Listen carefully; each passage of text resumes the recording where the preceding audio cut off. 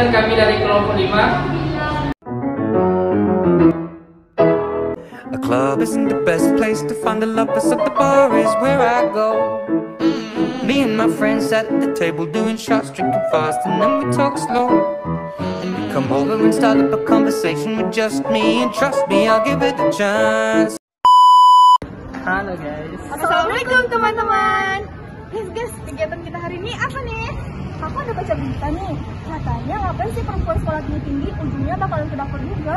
Masih beritanya kayak gitu? Iya, bukannya perempuan itu madrasah pertama bagi anaknya ya? Itu, aku pun juga penasaran nih, gimana sih pendapat masyarakat di sini mengenai pendidikan pada perempuan? Daripada kepo, Ini kita wawancara langsung. Oke, selamat menyaksikan.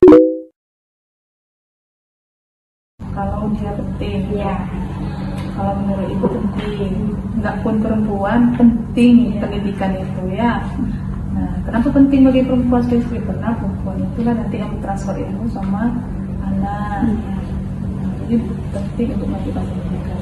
Tapi apakah ibu yang tidak melakukan pendidikan itu jadinya nggak bisa transfer ilmu? Enggak juga. Ya, jadi ilmu itu bukan hanya di dalam pendidikan saja. Ya. Tentang pendidikan, memang pendidikan bagi kehidupan manusia sangat penting.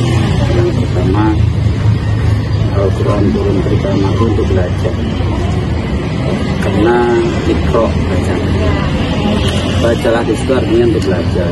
Maka belajar itu ikro itu tidak diperintahkan untuk laki-laki saja, tapi siapa yang bernyawa termasuk untuk manusia adalah wajar saja. Sekolah tinggi-tinggi kan bukan orientasinya tidak ke dapur, ya. Nah, bahkan orang untuk ke dapur ada sekolahnya. Nah, jadi tetap aja wanita sesuai dengan kodratnya mengurus rumah tangga. Statement tentang perempuan untuk ke dapur itu adalah pandangan-pandangan orang-orang zaman dahulu. Zaman karena era milenial ya, kan. Pendidikan itu bukan itu yang pandang, memang semuanya masak, memang harus dapur. Tapi kan untuk membina rumah tangga, mendidik anak itu adalah awalnya dari rumah tangga. Tentunya rumah tangga tanggung jawab yang pertama adalah ibu. Maka Madrasatul Ula, sekolah pertama itu adalah dari ibu. Siapa gurunya adalah ibu. Baik dulu maupun sekarang pendidikan ya berpengaruh terhadap wanita ya. Sekarang ya untuk mengikuti perkembangan zaman itu mereka harus mengikuti pendidikan. Tapi kalau untuk memperluas ilmu pengetahuan nggak harus juga dengan jenjang pendidikan ya. Misalnya dia ikut kursus atau pengalaman orang yang dia dengar, itu kan juga sumber informasi sebenarnya. Jadi pendidikan sampai sekarang sangat penting untuk keluarga, terutama dalam keluarga, ibu-ibu, bapak-bapaknya. Itu sangat penting. Nggak ada salahnya ya, bagus untuk memilih berkarir. Tidak berkarir juga tidak ada salahnya, pasti punya pertimbangan masing-masing, punya kelebihannya masing-masing. Kalau dia berkarir berarti dia harus siap dengan konsekuensi waktu yang harus di-manage. Begitu juga tidak berkarir, banyak juga waktu yang harus di-manage, mungkin masih dalam lingkup bagaimana mengurus rumah tangga. Kalau pandangan saya, boleh-boleh saja asalkan tidak meninggalkan kodrat. Karena gini, kadang-kadang orang itu berkarir meninggal kodratnya sebagai seorang ibu. Pertama meninggalkan dia harus menyusui, dia harus hamil. Karena orang dengan adanya berkarir dia meninggalkan kodratnya, tidak mau menikah, tidak mau hamil, tapi mau nikah. Ini masalahnya.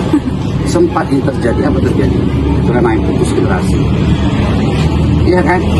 Orang nggak ada hamil lagi nggak punya anak, apa jadi putus satu generasi? Kalau putus dari punah manusia, maka boleh berkarir di luar, tapi jangan meninggalkan kodrat sebagai manusia. Sebagai wanita ya. melanjutkan.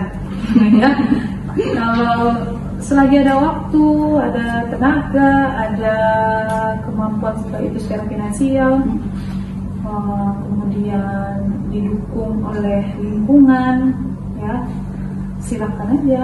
Menurut saya, pesan saya yang pertama, apalagi pertama yang memiliki pendidikan tinggi, jauh dari orang tua, pertama ingat amanah orang tua.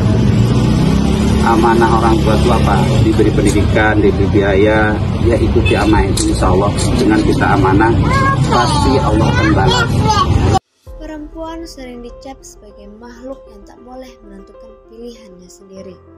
Salah satunya pilihan dalam memperoleh pendidikan. Perempuan tidak perlu sekolah tinggi-tinggi, ujung-ujungnya juga di dapur.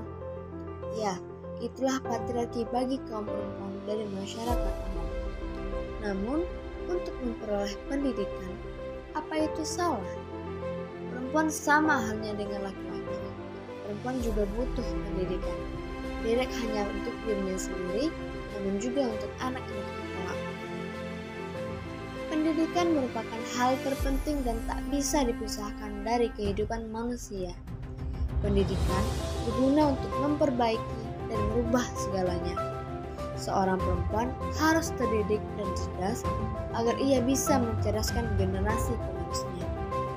Pada akhirnya, perempuan yang akan menjadi seorang ibu dan madrasah utama bagi anaknya. Jadi, tidak ada alasan bagi seorang perempuan untuk diberi batasan dalam memperoleh pendidikan. Ilmu yang mereka dapatkan itu tidaklah sia-sia karena dapat digunakan dalam mendidik anak-anaknya. Keberhasilan seorang perempuan juga bukan tentang seberapa sukses dia di dalam dunia kerja, tapi seberapa berhasil dia dalam mencetak anak-anaknya menjadi anak yang cerdas dan berakhlak mulia. Ibu Rusuna Said pernah berkata, majukan perempuan dengan pendidikan agar mereka merdeka. Kemerdekaan dalam memperoleh pendidikan juga seharusnya bisa dirasakan oleh kaum perempuan. Ibu Rusuna Said yang pada masanya ikut serta memperhatikan pendidikan bagi perempuan dengan mengajar di sekolah. Selain itu, beliau juga terjun ke ranah politik untuk ikut serta dalam memperjuangkan kemerdekaan Indonesia. Dari kisah hidup Ibu Rusuna Said, ternyata kaum perempuan juga mampu mendedikasikan dirinya bagi negara. Dalam hadis Rasulullah SAW juga dikatakan bahwa perempuan adalah tiang negara. Jika baik perempuannya, maka baiklah negaranya. Dan jika rusak perempuannya, maka rusak pula negaranya.